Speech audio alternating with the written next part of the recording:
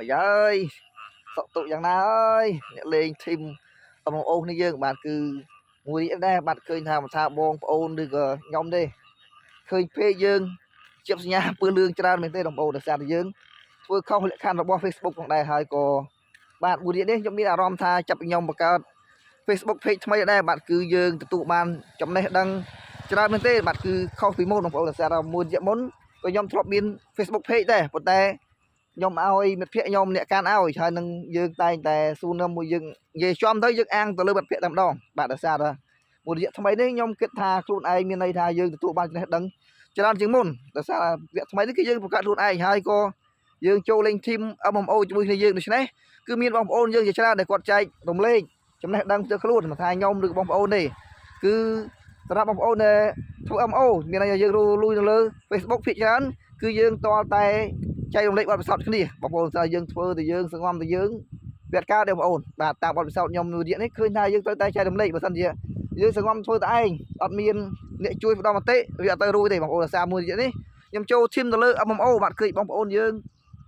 ដូចជាចិត្តល្អច្រើនបាទគិតតែងតែធ្វើវីដេអូចែករំលែកបាទគឺវាអាប់ដេតតាមសភាពការបងប្អូនសារយើងលុយនៅលើ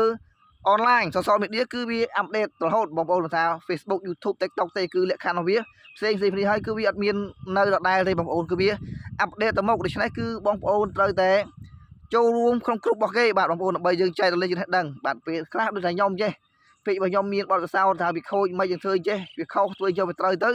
យើងតែងតែណែនាំគ្នានៅលើបណ្ដាញសង្គមបាទគឺថាបណ្ដាញសង្គមយើងគឺធំមែនទេមិនថាបងប្អូនខ្ញុំនៅនេះបងប្អូននៅនោះគឺយើងអាចមើលវីដេអូគ្នាទៅបាទបងប្អូនក៏មើលវីដេអូខ្ញុំក៏មើលវីដេអូបងប្អូនហើយក៏ចែករំលែកបទពិសោធន៍គ្នាថាតើយើងធ្វើល្មិចដើម្បីវាឆាប់បានជោគជ័យហើយធ្វើអ្វីដែលជាកំហុសហើយយើងក៏ត្រូវតែជួបផ្ទាល់បងប្អូនភាគច្រើនថាបងប្អូនមិនថាខ្ញុំមិនថាអ្នកណាទេឲ្យតែគិតធ្វើការអនឡាញមានថាគេធ្វើកាន់យូរបទពិសោធន៍របស់គេគឺកាន់តែខ្លាំងដែលថាដូចថាយើងធ្វើបន្តិចបទពិសោធន៍យើងក៏តិចដែរដូច្នេះយើងត្រូវតែរួមយើងនៅរួមគ្នាជាក្រុមដើម្បីយើងសហការគ្នាបងប្អូនដើម្បីយើងចែករំលែកបទពិសោធន៍ដូចខ្ញុំធ្វើវីដេអូទៅឬក៏ធ្វើអ្វីមួយវាខុសទៅខ្ញុំផុសនៅលើ status ទៅមានបងប្អូនយើងគាត់ឃើញបាទបងគាត់ឃើញគាត់ធ្វើជាវីដេអូបកស្រាយបញ្យល់យើងទៅហើយបើសិនជាចំណុចណាមួយដែលបងប្អូនអត់ចេះហើយខ្ញុំចេះខ្ញុំឃើញវីដេអូថាបងប្អូនដៃថ្មីដែលគាត់អត់ទៅចេះគាត់មានបញ្ហាគាត់បង្ហោះនៅលើ status ខ្ញុំមានបញ្ហាត្រង់នេះពេលយើងឃើញទៅក៏យើងអាចធ្វើជាវីដេអូដើម្បីបញ្យល់គិតផងដែរបងប្អូនបាទថ្ងៃនេះគឺខ្ញុំអត់មានអ្វីសំខាន់ទេគឺថាចំពោះបងប្អូនទៅលេងបងប្អូនមិនថាដៃថ្មីមិនថាដៃចាស់ទេគឺបងប្អូនត្រូវតែ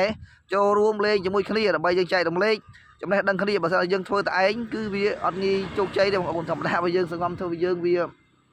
បញ្ហានៅលើ social media មិនថាការងាររកស៊ីឬអ្វីទេយើងមិនអាចចេះគ្រប់សពអស់ទេលុះត្រាយើងវិភាគយើងមានជាក្រុមមានជាធីមយើងវិភាគសារចែករំលែកបទពិសោធន៍គ្នាទៅវិញទៅមក